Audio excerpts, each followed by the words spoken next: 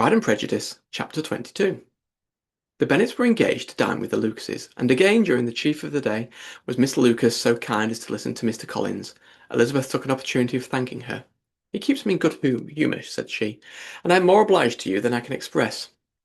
Charlotte assured her friend of her satisfaction in being useful, and that it amply repaid her for the little sacrifice of her time. This was very amiable, but Charlotte's kindness extended farther than Elizabeth had any conception of.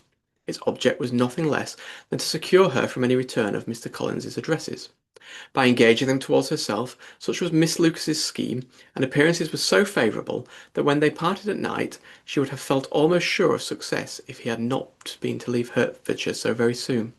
But here she did injustice to the fire and independence of his character, for it led him to escape out of Longbourn House the next morning with admirable slyness, and hasten to Lucas's lodge to throw himself at her feet. He was anxious to avoid the notice of his cousins, from a conviction that if they saw him depart they could not fail to conjecture his design. And he was not willing to have the attempt known till its success could be known likewise, for, though feeling almost secure, and with reason, for Charlotte had been tolerably encouraging, he was comparatively different since the adventure on Wednesday. His reception, however, was of the most flattering kind. Miss Lucas perceived him from an upper window as he walked towards the house, and instantly set out to meet him accidentally in the lane. But little had she dared to hope that so much love and eloquence awaited her there. In as short a time as Mr. Collins's long speeches would allow, everything was settled between them to the satisfaction of both, and as they entered the house he earnestly entreated her to name the day that was to make him the happiest of men. And though such solicitation must be waived for the present, the lady felt no inclination to trifle with his happiness. The stupidity with which he was favoured by nature must guard his courtship from any charm that could make a woman wish for its continuance. And Miss Lucas, who accepted him solely from the pure and disinterested desire of an establishment, cared not how soon that establishment were gained. So William and Lady Lucas were speedily applied to for their consent, and it was bestowed with the most joyful alacrity. Mr. Collins's present circumstances made it a most eligible match for their daughter, to whom they could give little fortune, and his prospects of future wealth were exceedingly fair. Lady Lucas began directly to calculate with more interest than the matter ever had.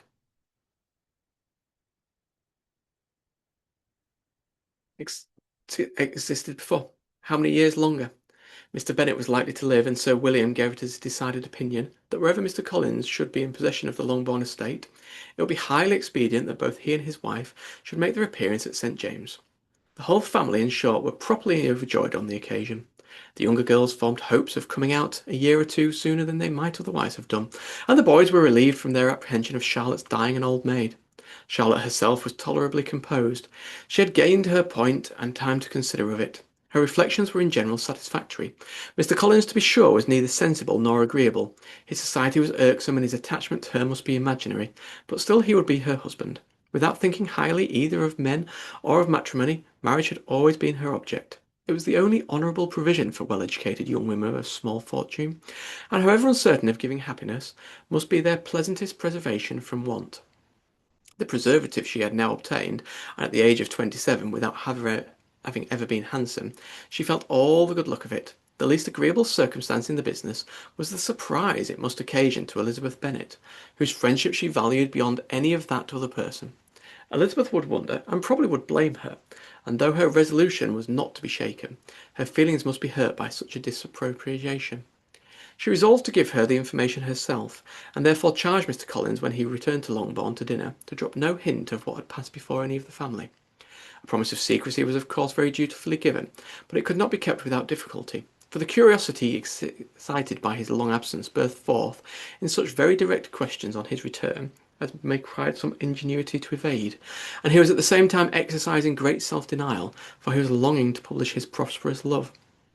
As he was about to begin his journey too early in the morrow to see any of the family, the ceremony of leave-taking was performed, when the ladies moved for the night, and Mrs. Bennet, with great politeness and cordiality, said how happy they should be to see him at Longbourn again, whenever his other engagements might allow him to visit them.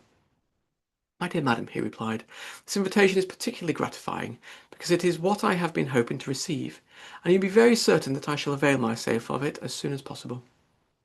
They were all astonished, and Mr. Bennet, who could by no means wish for a speedy return, immediately said, "But is there not danger of Lady Catherine's disapprobation here, my good sir? You had better neglect your relations than run in the risk of offending your patroness." My dear sir, replied Mr. Collins, I am particularly obliged to you for this friendly caution, and you may depend upon my not taking so material a step without her ladyship's concurrence.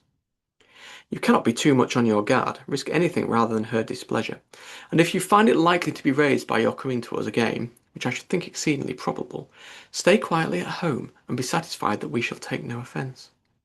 Believe me, my dear sir, my gratitude is warmly excited by such affectionate attention, and depend upon it, you will speedily receive from me a letter of thanks for this as well as every other mark of your regard during my stay in Hertfordshire. As for my fair cousins, though my absence may be long enough to render it necessary, I shall now take the liberty of wishing them health and happiness, not excepting my cousin Elizabeth. With proper civilities, the ladies then withdrew, all of them equally surprised to find that he mentioned a quick return. Mrs. Bennet wished to understand by it that he thought of paying his address to one of her younger girls, and Mary might have prevailed on to accept him. She rated his abilities much higher than any of the others. There was a solidity in his reflections which often struck her, and though by no means so clever as herself, she thought that, if encouraged to read and improve herself by such an example as hers, he might become a very agreeable companion. But on the following morning every hope of his kind was done away. Miss Lucas called soon after breakfast, and in a private conference with Elizabeth related the evening of the day before. The possibility of Mr. Collins fancying himself in love with her friend had once occurred to Elizabeth within the last day or two, but that Charlotte could encourage him seemed almost as far from possibility as that she could encourage him herself, and her astonishment was consequently so great as to overcome at first the bounds of decorum that she could not help crying out, "Engaged to Mr. Collins, my dear Charlotte! Impossible!" The steady countenance which Miss Lucas had commanded in telling her story gave way to a momentary confusion here on receiving so direct a reproach, though, as it was no more than she expected, she soon regained her composure, and calmly replied, "Why should you be surprised, my dear Eliza? Do you think it incredible that Mr. Collins should be able to procure any woman's good opinion, because he was not so happy as to succeed with you?" But Elizabeth had now recollected herself, and making a strong effort for it, was able to reassure her, with tolerable firmness, that the prospect of their relationship was highly grateful to her, and that she wished all her imaginable happiness. "I see what you are feeling," replied Charlotte. "You must be surprised, very much surprised, so lately as Mr. Collins was wishing to marry you. But when you have had time to think it all over, I hope you will be satisfied with what I have done. I am not romantic, you know. I never was. I ask only a comfortable home, and considering Mr. Collins's character, connections, and situation in life, I am convinced that my chance of happiness with him is as fair as most people can boast on entering the marriage state." Elizabeth quietly answered, "Undoubtedly." And after an awkward pause, they returned to the rest of the family. Charlotte did not stay much longer, and Elizabeth was then left to reflect on what she had heard. It was a long time before she became at all reconciled to the idea of so unsuitable a match. The strangeness of Mr. Collins making two offers of marriage within 3 days was nothing in comparison to his being now accepted. She had always felt that Charlotte's opinion of matrimony was not exactly like her own, but she could not have supposed it possible that, when called into action, she would have sacrificed every better feeling to worldly advantage. Charlotte, the wife of Mr. Collins, was a most humiliating picture, and to the pang of a friend disgracing herself and sunk in her esteem was added the distressing conviction that it was impossible for that friend to be tolerably happy in the lot that she had chosen.